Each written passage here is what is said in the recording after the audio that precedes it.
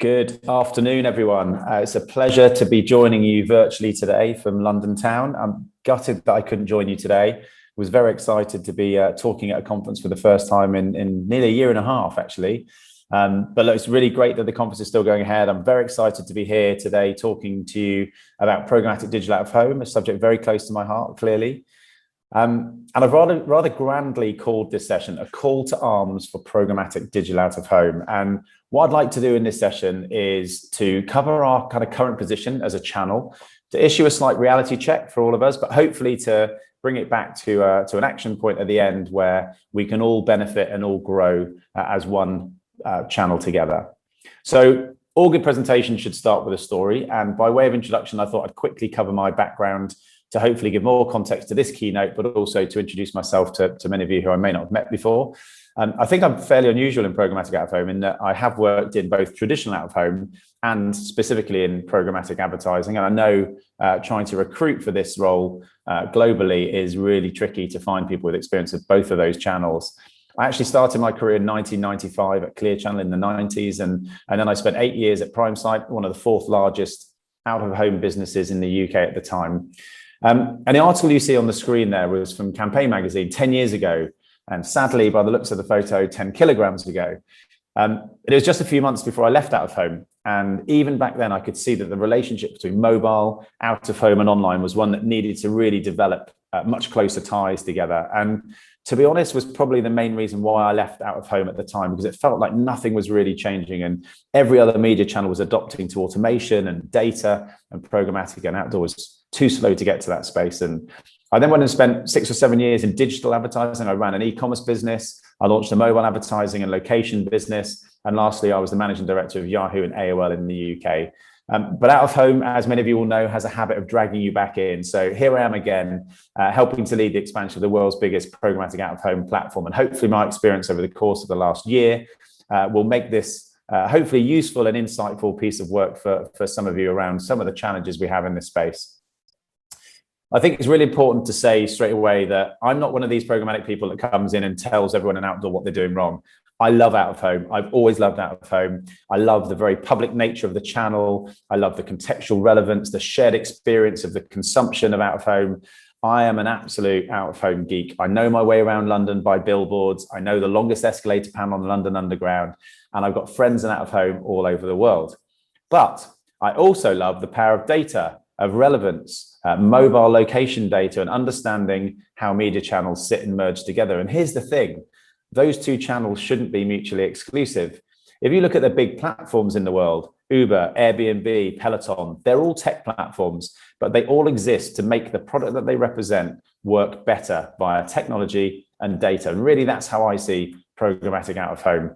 We really love out of home in our business. Our founder, Andreas, comes from a background of creating software for years and has global friends all over the world who he's worked with. And we've created a programmatic platform built from the bottom up to serve outdoors specifically. So we do love out of home. We think that out of home is a brilliant channel, but we also think that programmatic capabilities will absolutely turbocharge our great industry. So with that in mind, and back to my 10-year ago campaign article, it does genuinely feel like finally changes upon the out-of-home industry. Every industry or sector has some kind of tipping point, a point at which the momentum builds to an unavoidable crescendo and great change is delivered on the back of it. And I genuinely believe this is where we are in out-of-home at the moment, why I'm so excited to be back and helping to lead some of that change.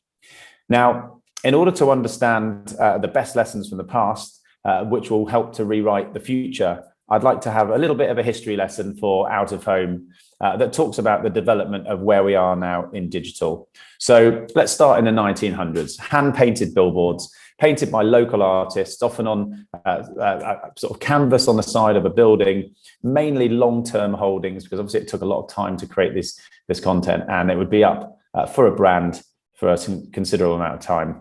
Fast forward to the 1950s, and that will change when industrial size printers surfaced that could print large format posters really quickly, and hence the birth of really national 48 sheets, 96 sheets, whatever they're called in your region, but the large format printed paper and posters, and the 2-week cycle began. Now, this started to evolve a little bit towards where we are now in the 70s with scrolling posters. And you think around, media owners figured that they could charge 2 advertisers the same amount of money for sharing the same ad unit, thus doubling their revenues. 2 printed vinyl posters would mechanically rotate with pulleys every 10 seconds. And so the analog loop was born, 2 ads sharing 1 ad space. And then in the 1980s, it didn't stop there. We created mechanical trivision. So again, these were 3 face printed strips, which would mechanically rotate every 10 seconds to show each side. And hence we created a 30-second loop offering 3 10-second spots. And in the year 2000, I remember the first digital panels being built in the sort of late 1990s at Clear Channel. Large format digital screens started to appear. They were incredibly expensive, but so cool. And particularly the large format ones, really, really eye-catching. And they started replacing the old premium paper and pay sites. And ads would get onto the screen by having installers physically driving around, uploading content via a USB stick inserted into a media player that sat inside the digital screen. And that content, again, was designed to play in a loop using presentation software like PowerPoint. And the digital out-of-home industry was born with 6 ads playing in a loop. In 2002, Scala was created, the world's very first web-based CMS for digital signage, which allowed schedulers to create loop-based playlists from their desk with the ability to push content to screens without ever having to physically visit them. And so what's happened in the 19 years since then in digital out-of-home? For the last 19 years, salespeople generally will still continue to sell buyers a spot in the loop. And countless CMS systems have grown and competed to become digital signage platforms of choice for media owners. But think about it. Look at the technology we've got, the brilliance of the screens, the technology involved, the connectivity, the same ads scrolling nonstop, 24 hours a day for 2 weeks. Surely none of us think that this is smart use of the technology that's currently available to us. And where I think we all know that this is going similar to the way that online went, that there will be a world where powerful geotemporal ad servers host real-time live decisioning, which will create and house hundreds of different ads served potentially to the same screen as and when they are relevant for that advertiser. So great change still ahead on the hardware side of our business. Where to now? So I thought what would be really interesting here was to do a little bit of a reality check for all of us in the room. Now, most of us are spending all of our time doing programmatic out of home. So let's understand where we sit in the grand scheme of out of home generally. So I've used Statista research here from October 2021, and they found that $30 billion US dollars is the value of the whole out of home industry in 2021. That's the 30 billion. That's the whole out of home, everything spent globally. And then when you look at digital out of home specifically, it comes down to 10 billion. So roughly a third, 33%.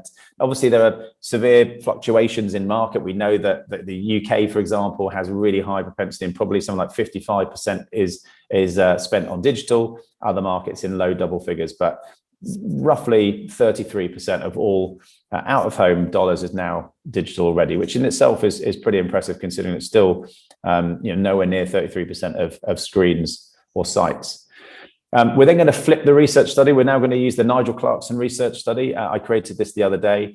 What we've done here is we've taken what we understand our own revenues to be, what we estimate our major competitors to be, speaking to our major buying partners and our major supply partners to have an estimate. We feel that roughly 300 million is currently where the market sits for programmatic. This is true RTB delivered programmatic revenues in digital out of home.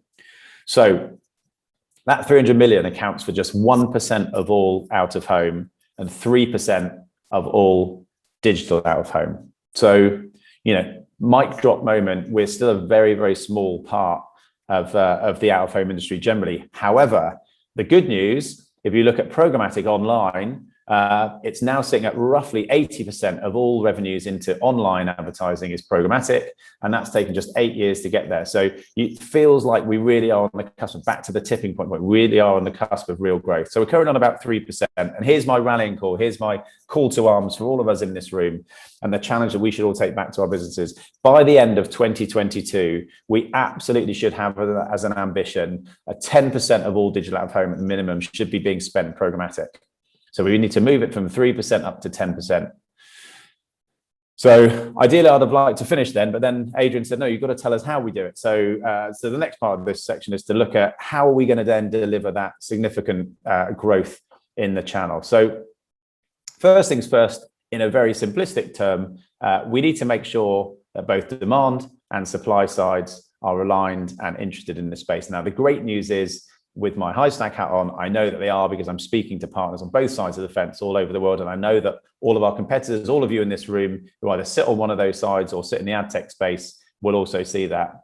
And it has felt at times a little bit like the Spider-Man gif, where when we're going into a new market, particularly in, say, APAC or Latin America or Southern Europe, where programmatic is still very much in its infancy, the sort of customer journey goes something like this. You will speak to a demand partner, and you'll say, hey, we've got this great programmatic technology. We'd love to talk to you about you being able to enable and deliver programmatic ads. And they go, yeah, that sounds brilliant. We love the technology. What supply have you got on your platform? We say, well, there's no supply yet, but it's definitely coming. And they say, that sounds really interesting. Come back when you've got supply. No problems. We then go to see the supply partners. Again, same thing. They say, that sounds really interesting. We'd love to take advantage of this. Can you tell us where you've got to with the demand side? And we said, well, I'm not quite there yet. And so it feels a little bit chicken and egg, like who's going to go first? The great news is that in at least 25 countries all over the world, that the demand side have absolutely got their head around programmatic out of home, and they're looking to increase their spend. And again, you'll have heard that from JC Conti's presentation earlier from View, that marketers and advertisers are looking to increase their spend.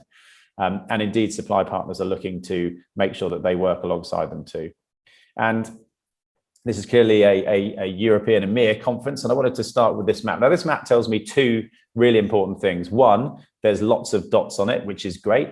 And particularly some of those markets like the UK, Netherlands, France and Germany, they're really scaling fast. The adoption rates, the numbers of partners that are available to do programmatic out of home has gone through the roof over the course of the last 12, 24 months. So great news. And then there's all of those other markets, which are also on here, which are starting to scale and really understand where they fit in with programmatic. So that's great news. The other part is that there's also loads of gaps on this map. And we know that that's all totally brilliant potential for all of us to move into parts of Africa, Eastern Europe, and the rest of the Middle East. So on the face value, from a country perspective, some really good progress, but still huge potential to build across the rest of Europe. And then you think about what is it actually that we can deliver. And we talked earlier around demand and supply and the importance. So, we know, for example, all of these incredible media owners scrolling in front of you across Europe have got inventory live, available to be bought in an SSP, in market, and to be delivering programmatic ads. And that's great news. Billions of impressions across all of the biggest media owners in Europe. And not only is it the media owners, but as a result of that, it's formats that are available. And one of the accusations of digital many years ago, probably five, 6 years ago, was that it lacked scale. Yes, it's really brilliant. And in key areas like London and Paris and Berlin, it's great, but there's loads of digital. But outside of those markets, well, there's still a lot of work to be done. Well, actually, you can see from this site list that not just the major formats like retail, like roadside, like transit, airports, which have all been digitized, but actually down the right-hand side, you can see there are so many different venue types like gyms, universities, bars, airports, doctors' offices, gas stations, golf carts, so many different contextual places, all with very rich data sets associated, have mean that there's a huge amount of scale now for programmatic buyers to come and to be able to activate in out of home. So it's really, really exciting times on the supply side. So there was an article from 10 years ago. I was 10 kilograms lighter, and we've got to get to 10% of all digital out of home spend. And it feels like there's a theme, the power of 10. So what I wanted to do is just to really to get through 10, this is personal view, 10 things that all of us could do to make our channel better, to get to that 10% figure. If you're a client or a brand and you're thinking about activating with an AdTech partner, you absolutely have to make sure that they're ticking all of these boxes in order to get going. So the first is around audience targeting. Now, I was going to put data as like number one, but data just becomes such a bland term. It kind of means everything and nothing. And actually, I've decided to break the data section into two bits, because really it's around two different areas. And the first area is audience targeting. So, traditional out of home focuses on the model of a location or a screen, whereas programmatic digital out of home is an audience-centric model that leverages audience data to better locate, target, engage with, and also at the back end to be able to measure audiences out of home. Now, this is a fundamental, I know it sounds really simple, but it's a fundamental shift from our channel. And one of the main reasons I think that has probably prevented us really progressing into programmatic as quickly as we should have done is that lack of understanding of CPM modeling and how it compares to all of our historical data around yields and occupancy rates and audit data, which of course has been managed around data per screen. But in order for us to deliver real growth and for out of home to be considered alongside other media channels, we absolutely have to make this evolution into understanding that audience targeting is around people, not screens. And the real USP, I think, of programmatic audience targeting is geotemporal data. Now, the dictionary definition of geotemporal is where a person or thing is at different times. And really, this is the science behind programmatic digital out of home, if you want to keep it very simple. Sites and screens generally sit at a fixed location, unless, of course, they're moving vehicular out-of-home sites. So although most out-of-home sites are fixed, the audiences around them clearly are not. So using highly complex data science to measure millions of mobile device IDs, that data helps to bring a much richer understanding to the changing audiences around a site or a screen. Now, clearly the audiences at rush hour versus school run versus the evening and the late tube home on a Saturday night are all very different. So they all offer very different audiences to advertisers. And as you can see here, it really sums up in three different categories. The first is around analysis, or being able to analyze mobile IDs. And these are millions of line items of data on mobile IDs to understand where consumers have been, to understand where they'll be in future. The second is then to understand the highest indexing moments of those audiences against those screens. And then the third is having the technology and the ability to deliver the best ads via an activation to the best screens. Sounds simple. So let's give you an example of how it works in real life. So let's assume that, say, a gym chain is advertising in January and they want to target members of other gym chains to switch to theirs for a January offer. So the first section that you should be doing is to understand and analyze mobile IDs to understand who's been visiting those competitor gyms, who's seeing all of the other chains that you want to steal their customers from. And we'd look at the period that leads up to when your campaign is starting and build a model of where and when those consumers would visit the screens and what also importantly they would do when they're not in the gym. Overlay that with known data around out of home, so whether that's screen location, formats or environments, and then the real science is around merging those two parts together and understanding where those customers index best against the out of home inventory. Now, again, back to the I love out of home slide at the beginning. Classic out of home has always delivered proximity ads, right? So putting a billboard up near your competitor is not new news. This takes it to a new level where we understand where those customers will be, not only when they're near the gym, but also where they go and when they are not near the gym, meaning higher indexing delivery and much less wastage. So connecting with your target audience is really at the core of every successful campaign. And you can see here the different ways in which audience targeting can take place. So you have proximity geofence, so being able to understand the customers you want to target, where they visited. Custom audiences, then to build a segment around those mobile IDs to understand where they're going and what panels they need to be hit with. You can also build predefined demographic audiences. So in the way that most other channels will be able to target coffee enthusiasts or regular supermarket shoppers or regular gym goers. And those segments can sit, and I think where that becomes really interesting is the potential to move away from our fixed 2-week campaigns into evergreen campaigns like other channels. So there's always on campaigns for out of home, not in a fixed loop for 2 weeks, just fixed amount of revenue, daily budget caps, and then you set and you forget. And that ad is delivered as an evergreen basis, always on for your target market. We can now understand much more, be using all of these mobile IDs, the concept of cross-screen retargeting. Get back to that article 10 years ago, I talked about mobile IDs. You know, how can we understand exposed audiences? Once we understand who's seen a screen, actually, what do those audiences do? And can we target those audiences with mobile ads? So understanding the power of sequential messaging in out of home to mobile, really interesting area. And again, clients very excited about that. And then you can start layering on things like data triggers and understanding the right time to deliver those messages. So there is a lot of precision targeting that goes into this stuff. But again, beware the trap of online advertising. Data and overpromises of capabilities of data led to real micro-targeting in online that I don't think benefited the client or the customer.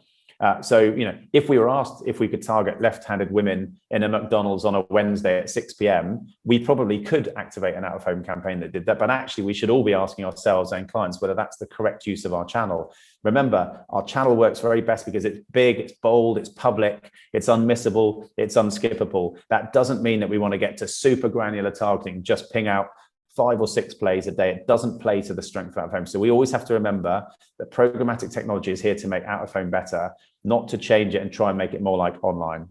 And what we talk about at Hivestack is the concept of smarter, not smaller. So you still should be spending $400,000, but that $400,000 shouldn't just sit in 20 panels on a loop. It might be spread across 200 different panels because those screens offer the right audience at the right time.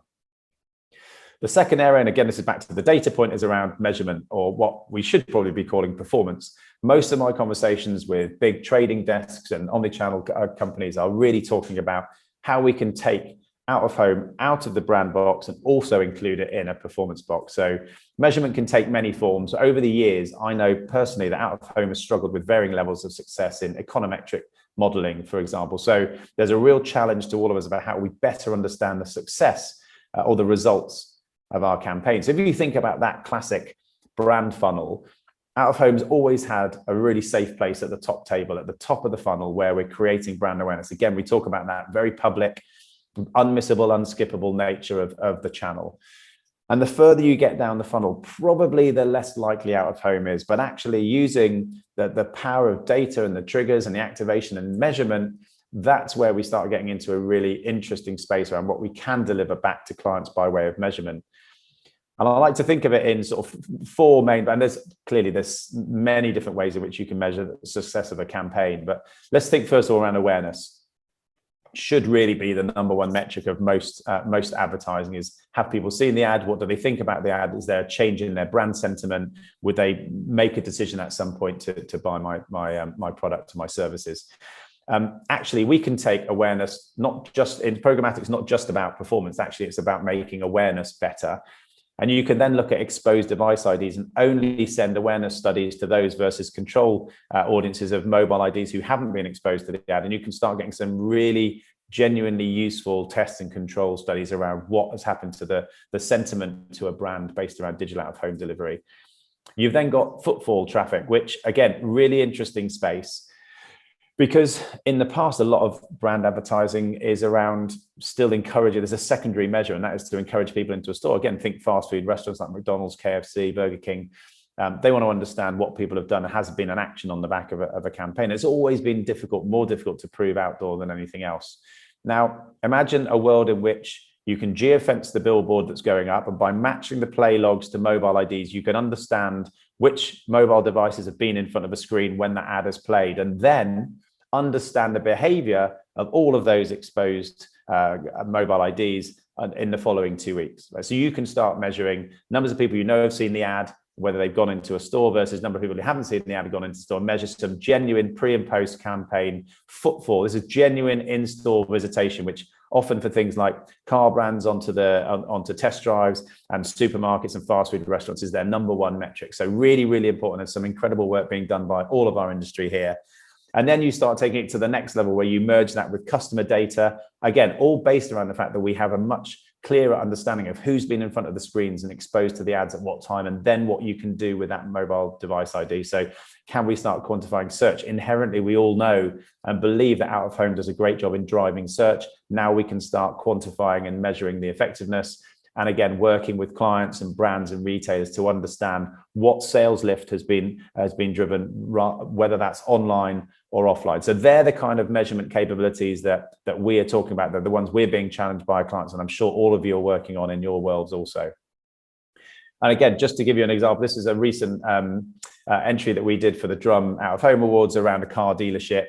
And you can look there at some of the data that showed when the certain screens were the most effective screens to be advertised, and then understanding the journey patterns of people exposed to those ads on the back of it. Did they go to a car dealership forecourt or did they not? And actually having that real-time data for customers is exceptionally powerful and really genuinely turbocharges digital out of home. And again, this is where we start looking about incremental growth and encouraging brands to come to us for the first time, because I feel that this is a service that hasn't traditionally been offered.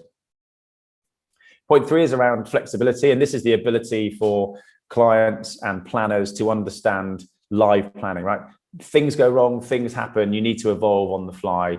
And the ability with digital out of home to stop, pause, or start campaigns in flight, to upweight, to downweight, to extend the campaign, to use live data feedback loops into extending the campaigns or extending certain line items because you're having more success measures is really, really exciting. And I think nothing brought this home more than the period of the coronavirus and COVID. I mean, look, we're all presenting live from our houses today, so showing you that clearly this has had a massive effect on our own behaviors. But if you think about the flexibility in terms of how we understand audiences moving, and that ability as a client now, if you were sitting on a campaign or new film launch in 3-4 months' time, you've got to say that given this latest outbreak, you'd probably be a bit nervous about laying down a 3-month, 4-month campaign for a new big film release. You're probably going to want to sit some of that budget back and then really go for it last minute. So I think that's a real powerful tool for our industry to have. And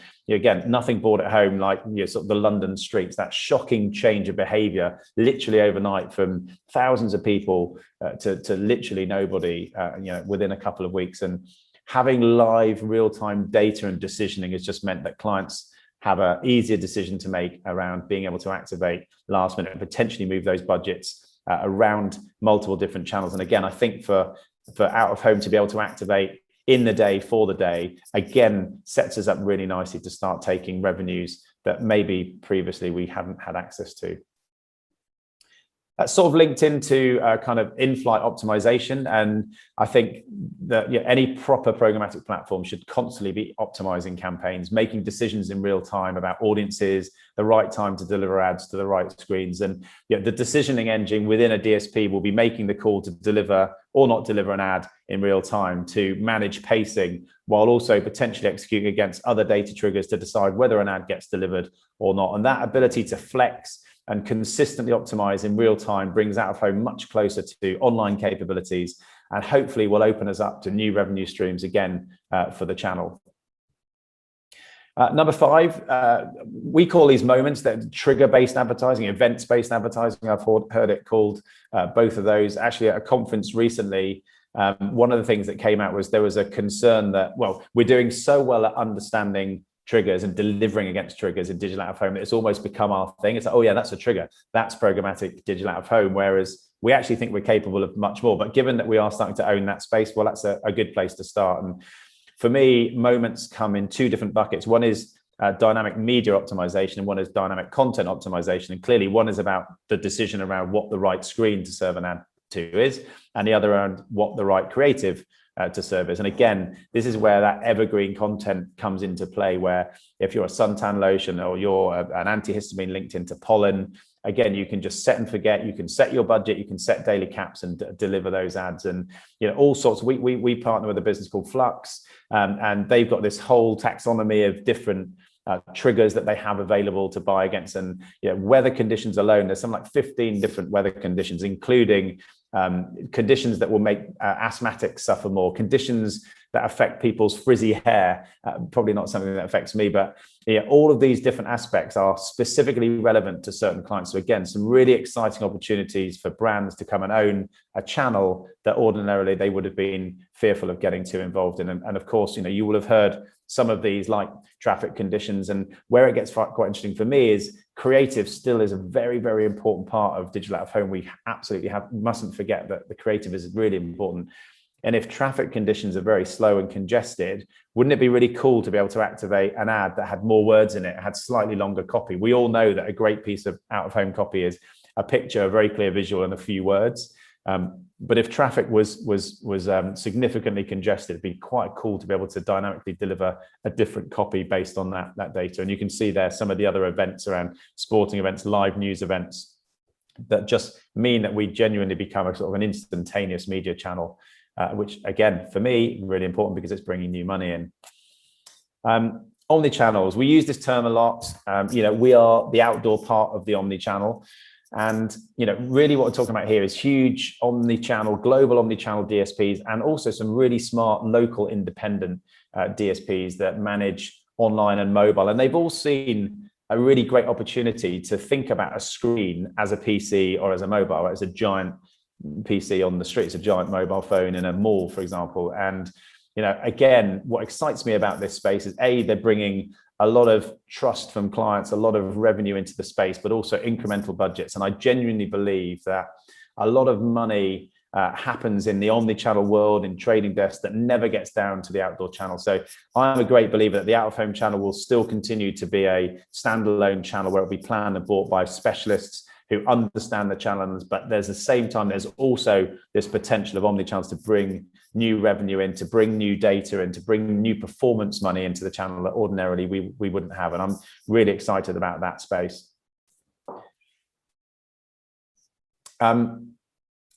Point 7, again, this is when I first started in my role, I spoke to several old contacts, and one of whom is a global head of planning for a big agency group. And we started talking about big global brands and you know, the likes of a big film release or a new console release just before Christmas, where they almost become events in their own right. And the channel that is always used to activate those now on a global level is almost entirely digital or online channels. So the likes of TikTok and Facebook and Twitter and Snapchat, because those experiences are broadly similar globally. And given that they're platform based, it means you can activate very easily across channels. Now, you know, let's understand how that works without a phone. Let's say there's a new James Bond movie and you want to go live at 007 hours, right? And you want to do that in 20 different territories. Well, that's not just 20 different phone calls to 20 different planning agencies. That's then another 5, 10, 20 different phone calls in each territory to each media owner that wants to carry that ad, multiple different levels of currency conversion and understanding of what the key metrics are and reporting metrics and you know, getting delivery reports and play out reports from multiple different systems. And it's a bit of a mess. Actually, what I think is incredibly exciting is we're now in a space where through a couple of providers, you can both buy and sell on an SSP and a DSP basis global digital out-of-home campaigns. So the new 007 movie, the new games console, the new car launch, whatever those global brands are, whatever those pan-European, pan-American, APAC brands that want to go live in the same place at the same time, you can now activate that from one place on one dashboard with consolidated reporting, consolidated dashboards, consolidated feedback and measurement. And I think that's incredibly exciting. And the guy that I was speaking to is just like, look, I genuinely think this puts out of home in a whole new space that you just never would have been considered before. So again, start thinking about your place in the global ecosystem, whether you're on the buying side or the sales side, and how do you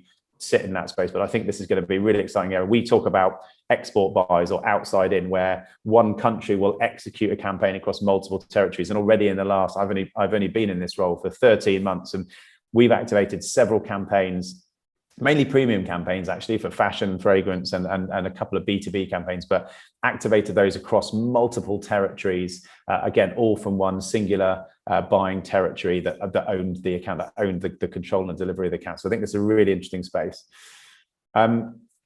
Point 8 is around social media. Clearly, more money is spent on social media than pretty much any other channel. And I feel that social and out-of-home just have this really obvious synergy together. They're very screen-based. You know, most impressions served in social media, they're all served and observed and consumed via mobile device. And given that their portrait and a lot of digital screens and digital out of home are portrait also, there does feel like there's a really interesting synergy between the channels. And where I think it's really interesting is not just is there a media and audience channel, but a lot of these programmatic channels, which again, remember, are mainly performance-driven channels, are using broadcast channels to get awareness of their brand and their product out there. So this recent campaign from Facebook, and then again, Twitter is a brand which I think uses out of home brilliantly, and not just to publicize sort of their own brand and their product, but also the amazing content that can be created on that. And again, loads of examples from all over the world when Twitter have activated an outdoor. And that relationship between, if you're looking down, you're on the phone, if you're looking up, you're looking at a screen, there's an obvious synergy there. And Forbes recently produced an article stating that people love Instagramming billboards, and it's great for advertising. 1 in 4 Americans has posted an image of an outdoor ad onto a. Now, we've got no excuse, right? We all work in this industry, we're all geeks. But it turns out that normal consumers are all outdoor billboard geeks as well. And you know, there's a couple of examples, but the brilliant one from the last year was Emma Raducanu, who won the US Open. She just become a global superstar overnight. And one of the first things that she tweeted after winning the US Open was to photograph a picture of herself in front of a digital screen that she saw in New York. So yeah, I think that's really cool. And if anybody can provide me with an example where a celebrity have taken a photograph of themselves in front of a banner ad, I'll eat my hat. So, it's a really interesting space for digital out of home and where we sit. The ninth point is around video.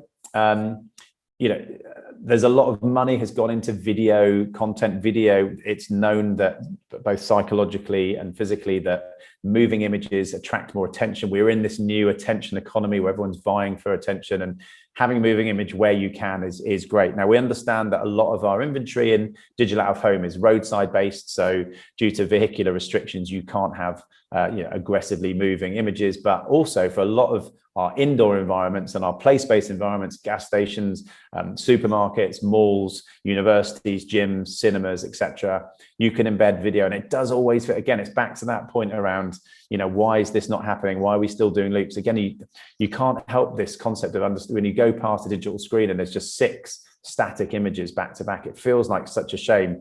We should be trying to understand how we can partner with online video. It's short form. You think about how social video is. It's autoplay, sound off. That's literally what an outdoor ad is. It auto plays. There's no sound to it. Maybe there's some subtitles as it goes along, but making much more use of the canvas. And again, it harks back to the importance of creative. And you think the last couple of conferences that I've been to, the most excited topic seems to be the new areas of programmatic, and both of those that keep coming up is digital out of home and connected TV, and understanding that relationship between a screen in the living room and a public screen. So this concept of public video, public television, again, is one that I think it's huge area for us to grow, not just in terms of moving image, but also understanding how those different screens all work together.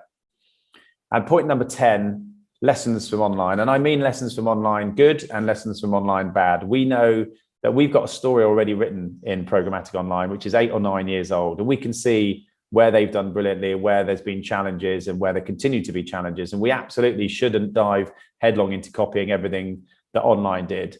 There is a thinking, I think, on our behalf that often when you go in to see digital specialists, they ask a few questions. And because digital out of home cannot yet quite deliver to the extent that online out of home does, they're like, oh, we're not sure. But actually, we need to be really clear as an industry about what it is we do. Right? We're not online, but we're also not out of home. We're programmatic digital out of home, and it sits in the middle of the two. We can do some incredible things that haven't been done before. And some people are, they want to wait for everything to be perfect before they start. But actually, we say at our place that the hardest bit about starting is starting. And sometimes you've got to get off the line. And I love this graphic because it very, very simply shows everything involved in the AdTECH world, from the ad server and SSP, data and measurement, DSPs and all. And you kind of go, yeah, that makes sense. That's pretty easy. But the reality check is when you look at the out-of-home Lumascape, and I know these are changing and evolving and growing, and each country's probably got their own Lumascape, but it is already turning into a very complex space. So, for me, we just need to make sure we stay tight together, we do the right things, we push standards of delivery, standards of measurement, standards of creative, standards of formats. There's a lot of work to be done here, and I would encourage all of us to genuinely look at where we can partner. We should absolutely be competitive against one another, right? Absolutely. We're all businesses, we all want to succeed.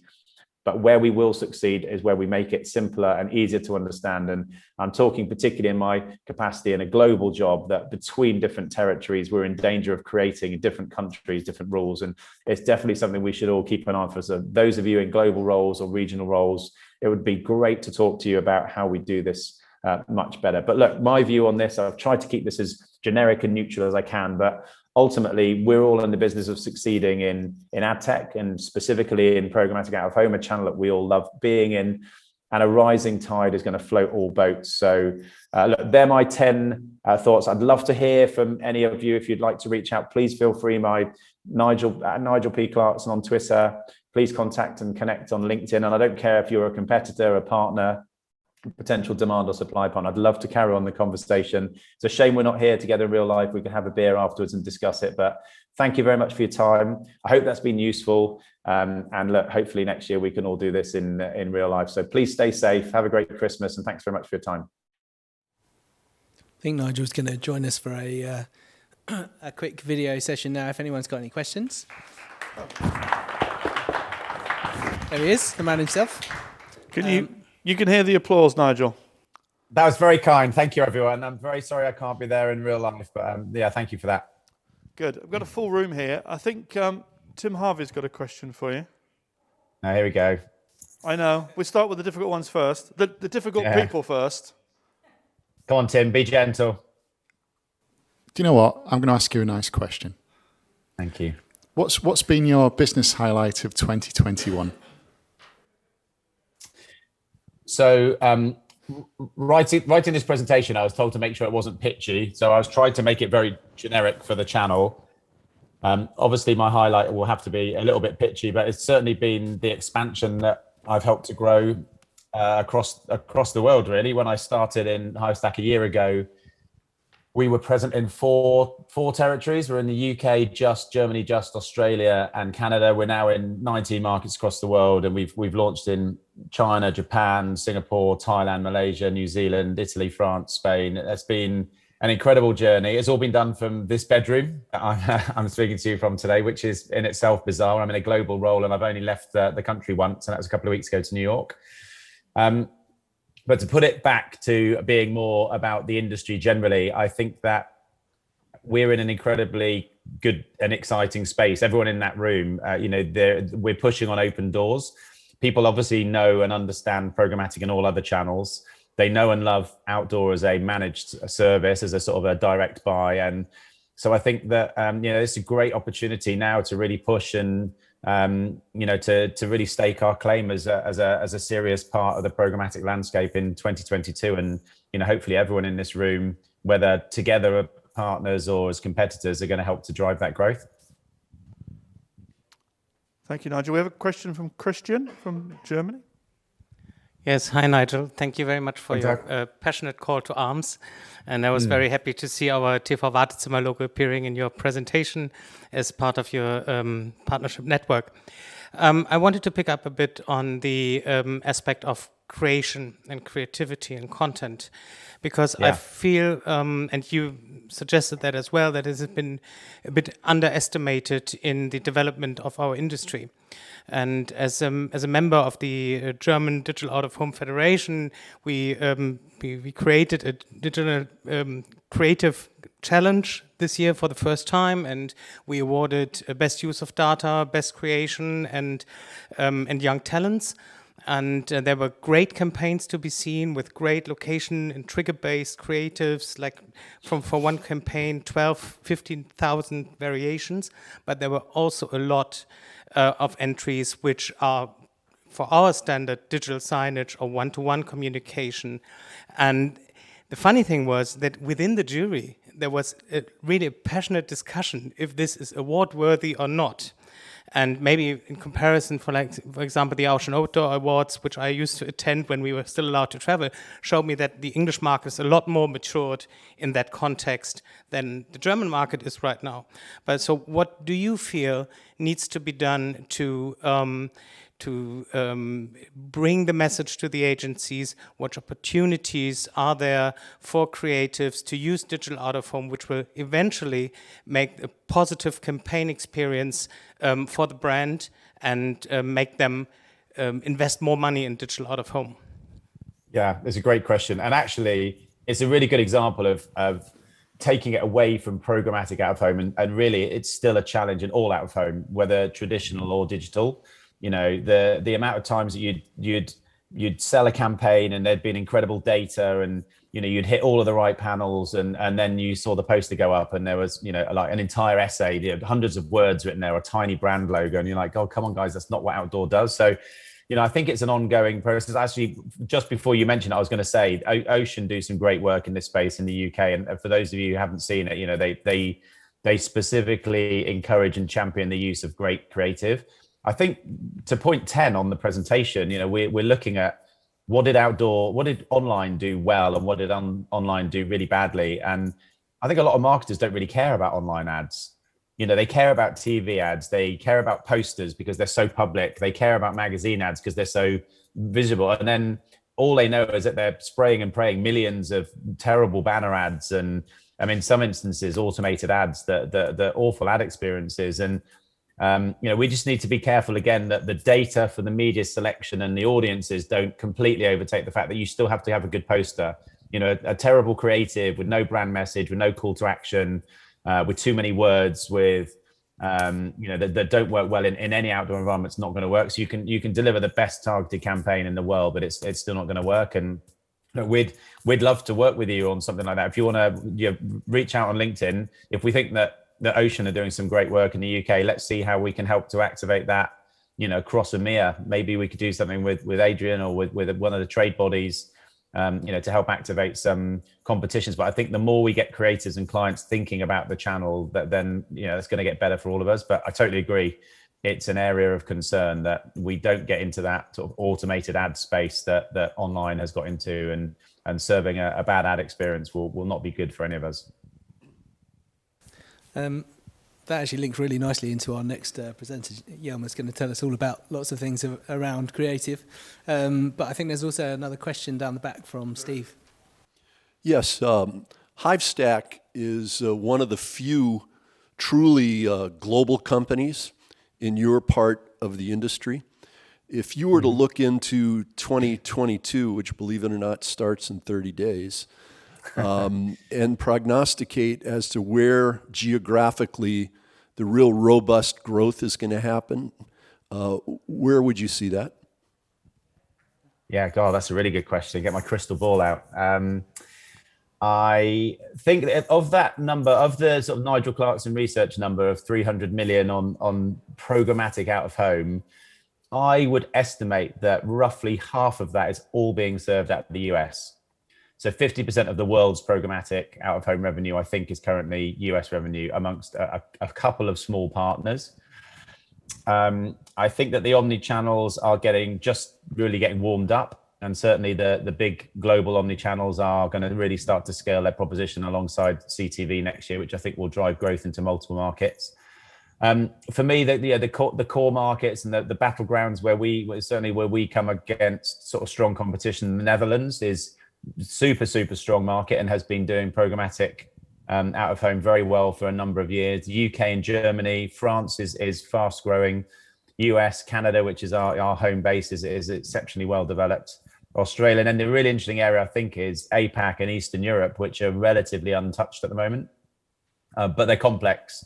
There's a lot of partners that, there's no sort of JCDecaux, Clear Channel, sort of big global supply partners there. They're all very localized, and it takes a lot of time and effort, a lot of local workforce on the ground, doing a lot of training, a lot of education. And so I think EMEA has massive growth ahead of it, particularly for France and Southern Europe, and then into Eastern Europe. And then we're getting lots of calls, as I said on the presentation, from African nations, Middle Eastern nations who are really keen to get the journey started. But I think everyone, as I said, everyone knows programmatic and everyone knows outdoor. So the automation of outdoor feels like a no-brainer, and the fact that programmatic is probably in 100 territories globally, and out of home is in 100 territories globally, the size of the prize is, I think, really, really big. So yeah, it's a good question. I wish I knew what the top 5 were, but I think certainly for us, and when I look at our competition globally and I look at the omni-channels, I'd say Australia, Japan, UK, Germany, France, US and Canada, and no surprises. And then Netherlands and Scandinavia, really strong, smaller markets, but doing some incredible work with great local partners, actually. And I think that's the interesting about Netherlands specifically. They've been built up by some really strong global, sort of local partnerships rather than global ones. Thank you. That's a great question, Steve, and a great answer, Nigel. Just to say, we have an AdTECH conference coming up in Singapore in the end of March. I can tell you all in this room that it's weirdly it's a conference that the Ministry of New Media, my business partner and I, Andrew, have tried to put together in April 2020, June 2020, September 2020, April 2021, June 2021, September 2021, and it was supposed to happen today, or tomorrow. What day is it today? First, second. It was supposed to happen tomorrow. So I think we've cancelled it 6 or 7 times so far. And our sponsors like Hivestack and View and Vistar Media have been very patient with us. And of course, all the speakers, including Kenny, who's speaking later on, who are all scheduled to come, have been very, very patient with us. So thank you for that. But we live in exciting times. But the Singapore conference has had the most interest from potential sponsors, people wanting to speak, people like Nigel and JC Conti from View. So, and that's a conference that will focus on primarily the Singapore region and Asia Pacific, not necessarily China per se. We have a question from Kinetic. Now, Nigel? Hi, Nigel. Arno here. It's Hey. unfortunate we don't have a beer last night in Amsterdam, but we'll manage to do that in the near future. This morning sure. we had a couple of talks and conversations about SSPs.